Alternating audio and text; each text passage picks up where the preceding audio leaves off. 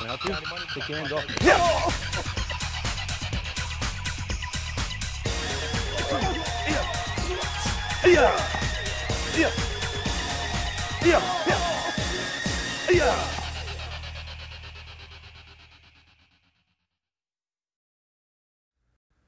Hi, I'm Scott Rogers.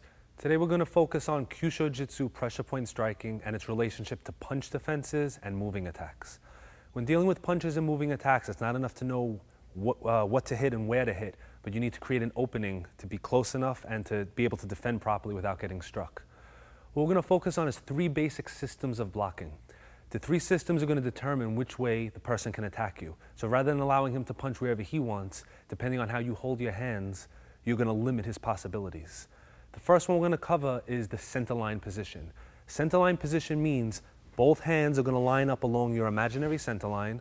So one is in the center, the other is in front of it. From the sideways position, the rear arm is around the level of your elbow. The front arm extends out like an antenna. By keeping your hands in this position, if your opponent truly wants to punch you, he's not going to hit your hand, so he's forced to come around this side or around that side. So what you've essentially done is eliminated the possibility of a straight punch. Now the advantage in this position is that when the punches are coming around, they are slower and easier to deal with. The disadvantage is if you come up to somebody in this position, you give away the fact that you have some self-defense knowledge and you kind of let them know a fight is going on. So we're going to start with this one first, hands up position. I'm going to be bringing up my assistant John, and we're going to show its relationship to the basic punches.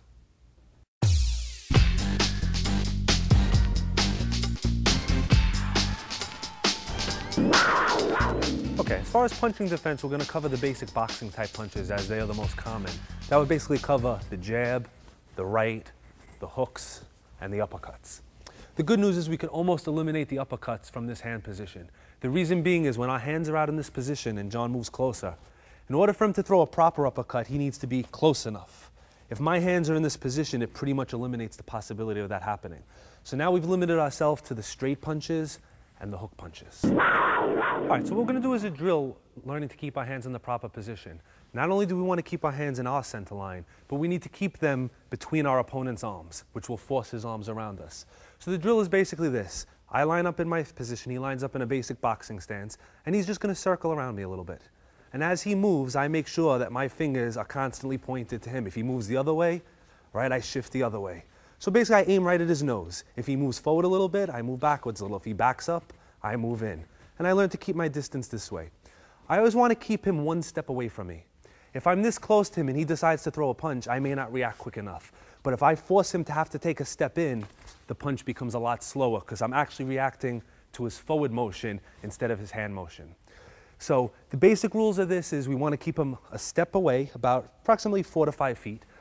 And we want to step in also. Natural reaction when he punches is to step away. What this has done is it allowed me to block the first punch, but now I have to deal with the second punch. The more punches he throws, the more likely I'm going to get hit. So what I want to do is when he comes in with his punch, I want to move in right away. From this position, I can strike him all I want. If he throws that other hand, all I have to do is put my head down. I'm basically inside his punching range. So for the basic punches, we're going to start with the jab and the cross. We're going to start with the left hand. What we're going to do, we're going to have our hands in the center. As he moves to step in with his punch, we're going to step straight into him. As we step in, we're going to cut across. Now this does a couple of things. We're going to be striking either the lung 6 point or the lung 5 point on the arm. Now in a real situation, you can't stop to look where you're hitting. Most of the time, you're going to catch one of those two, which is going to set his arm up. And we've turned our wrist in such a way that we can twist back and chop either into the front of the neck or the side of the neck points. So it's going to look something like this. He's punching, we chop, and strike across straight. So as he comes in, he punches quicker. 1, 2. Now, with my hands in this position, I have 2 lines of defense. If he punches and I miss with this one is still here. So what I'm doing is giving myself the opportunity to block with both hands and to strike with both hands. So I have 2 chances to stop his punches. Also, remember, in this position, he cannot throw a truly straight punch because he has to go around my arms. If he punches straight into my hand, he's not going to do that. So he either comes to one side or he comes to the other side. Based on how he comes, instead of watching him, I watch my hand. And I look at him through my hand, and wherever I see movement, that's the direction my hand travels.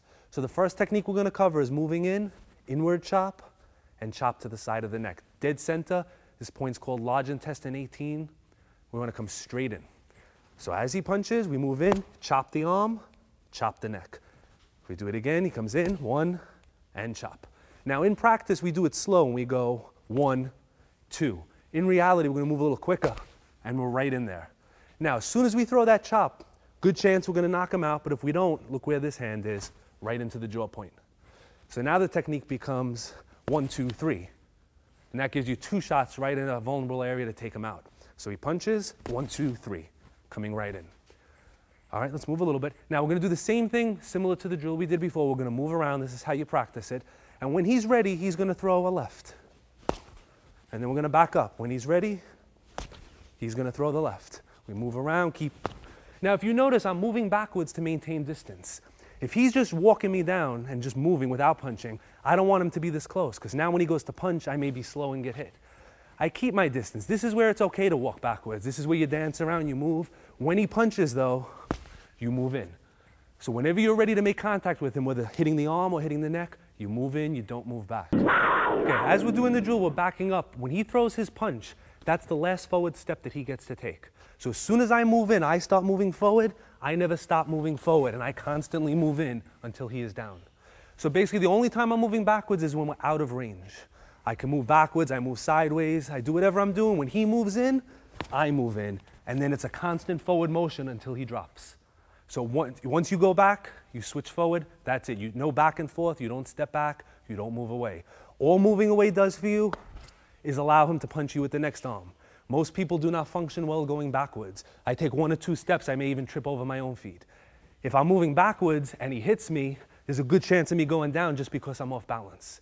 If I'm moving forward and he hits me, even if I get hit, I could go right into grappling mode. It's the basic theory behind ground grappling is that the person, it's very hard to knock you out with that one punch. And if you're moving forward, even if you get hit, you're going to be able to grapple with them or lock onto them and give yourself time to recover. Okay, we covered the inside defense, which is basically working in.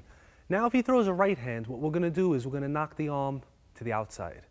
Now moving forward in this one becomes very important. If I'm facing him and he throws the right, if I block this way and he has a very strong punch, he's going to get through and hit me. So it's very important that I get in before his punch reaches true center. So what's happening is he's kind of going around my arm. Right now he's not in the center. Right? So if we turn this way, the camera can see it better. He's not in the center right now. But as he gets towards my face, boom, now he's here. If I look to move in here, I'm going to get hit. So what I need to do is as he punches, I move in here while his arm is still on the outside and strike to the jaw. The rear arm on this one becomes a little more important because if for any reason that this one doesn't work, this arm is here to pick it off. So I'm really having, again, 2 arms to block. So as he throws the punch, I block out and I use the same palm and shoot into the jaw point. All right, we're not doing the chop first because this is the closest arm, so we're not going to reach out with this. So we're here, he comes in, 1, 2, and we're on the inside. Now after this palm, if you remember how the body works, you're going to hit him and he's going to move. And that's our opportunity to come in with our kicking techniques. So we're going to show it from the other side. And same thing, he's going to come in with the punch, we move in, 1, and we shoot into the jaw point. Okay, let's turn back. We're going to do the same drill we did before. We're going to move around. When he's ready, he's going to come in with the right hand. This way we can work a little more of the distance and the timing. So we're going to move around. I keep in his center. Whenever he's ready, I come in and strike.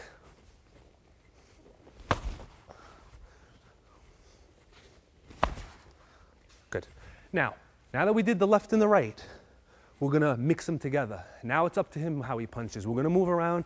He's going to throw a left or a right. It really doesn't matter which one he throws. My job is to react to the first punch he throws. So just pick one.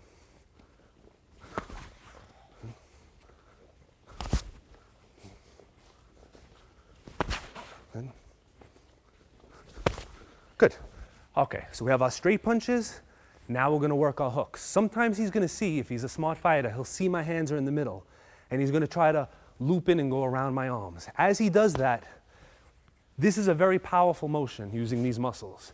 We don't want to just, as he punches, stick our arm out, because if he's strong, he's going to hit you anyway. So we're going to use the theory of 2 arms against 1. We're going to rotate and chop. Rotate and chop.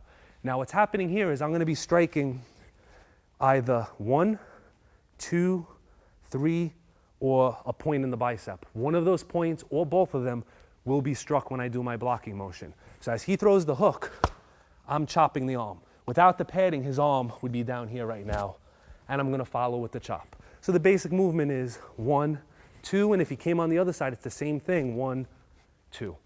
So now as he moves up a little bit, we're here, he moves in with the hook, 1, and chop. He hooks with the left, 1, and chop. Now after each of these chops, hook one more time, 1, we follow the chop always with the palm. He comes on the other side, 1, 2, 3. So it's a nice smooth move, and we just follow his arm up into the jaw. He comes around, 1, chop, follow his arm up into the jaw point. Withdrawing this one, ready to strike again. Okay, we're gonna continue with the center line position. So far, we've been using the lead arm. The reason for using the lead arm is it's closest to your opponent and it acts like a feeler. When this arm is out here, I can pick up what's happening. He punches, it reacts. As a little bit more of a skilled fighter, you learn to use the rear arm. What this actually does is it puts your lead arm closer to what you want to hit. So remember, we're always thinking about what we want to hit, not about blocking. We're thinking aggressively. So when he throws a right punch, instead of blocking and hitting, theoretically, if I'm very slow and I block here, maybe he comes back with the other hand.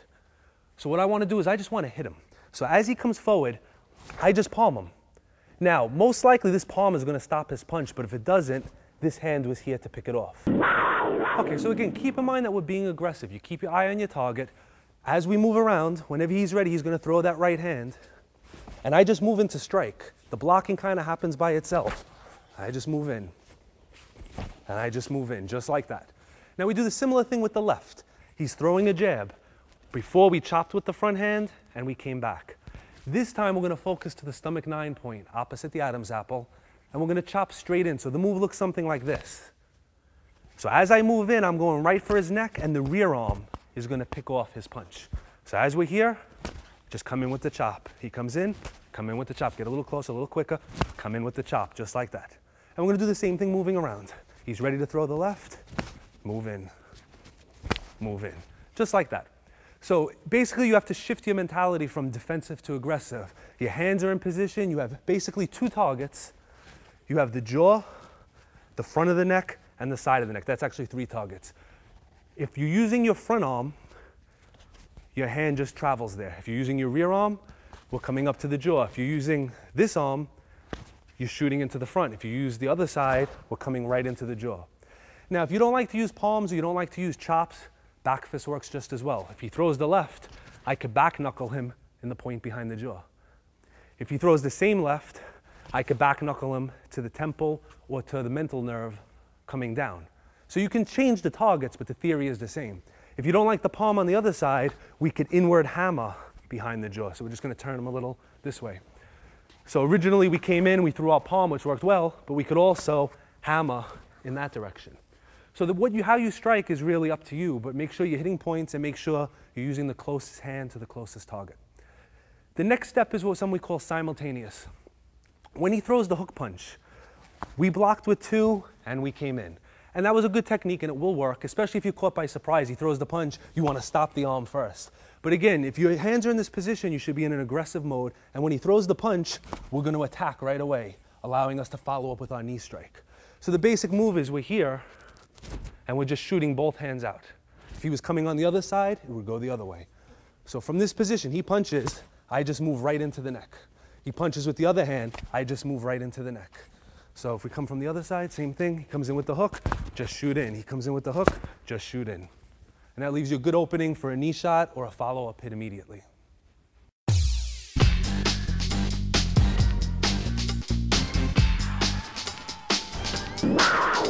Okay, our second fighting position is what we call a passive position.